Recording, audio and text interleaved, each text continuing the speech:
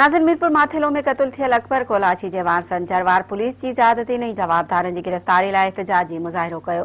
उन हवाले सां ॾिसूं था मोहम्मद कासिम कलवाड़ी जी ही रिपोर्ट। गुज़रियल ॾींहुं जेको अकबर कोलाची क़त्ल थी चुको हुयो उन्हीं जे वारसनि अॼु एहतजाज रिकॉर्ड कराए रहिया आहिनि। मीरपुर माथेलो में अचो त हिन सां वीचार वठूं, हिन जो छा चवणु आहे। हिन मार ते गिरफ़्तार न थियण हथु असांखे धमकियूं ॾींदा पिया आहिनि। तव्हां पाण जो ड्रामो कयो आहे, हथु धमकियूं ॾींदा पिया आहिनि। हिन मार ते गिरफ़्तार हिकिड़ो न थियो आहे, हथु असांखे त धमकियूं ॾियनि था, ॿियो मारींदासीं, असांखे धमकियूं ॾियनि था ॾाढियूं।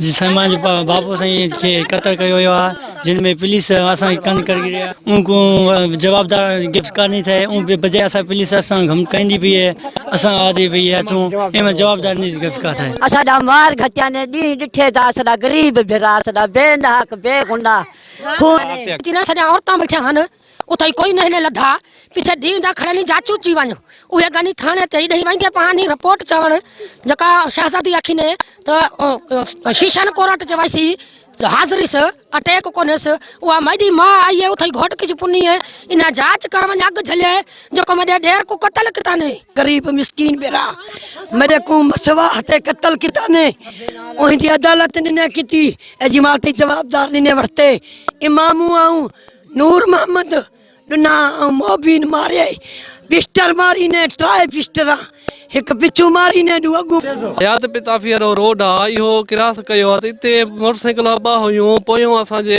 हयूं थने अगियों आणे करे हयूं थने पो असां मोटरसाइकिल शौकत ब्रेक दिनो त मां पोयों लही भजी वियो त ब फायर कया थने इमाम बश हकल ॾिनी आ उन जो मां ॻाल्हा ॿुधो वो मां सुञातो हिकिड़ो माण्हू सुञातो आहियो मां आयो असां सुञातो पो पुलिस आई आ पुलिस मौके ते पुगी आ पो असां लाश खणाए करे वियासीं जरवार खपे सर असांखे इंसाफ खपे ॿियो कुझु न खपे। गुज़रियल राति जेको बेगुनाह अली अकबर मुंहिंजे सौट खे क़त्ल कयो वियो आहे, असां अपील कयूं था RPO सखर के SSP घोटगी के बराए महिरबानी इन कातलनि खे गिरफ़्तार कयो वञे।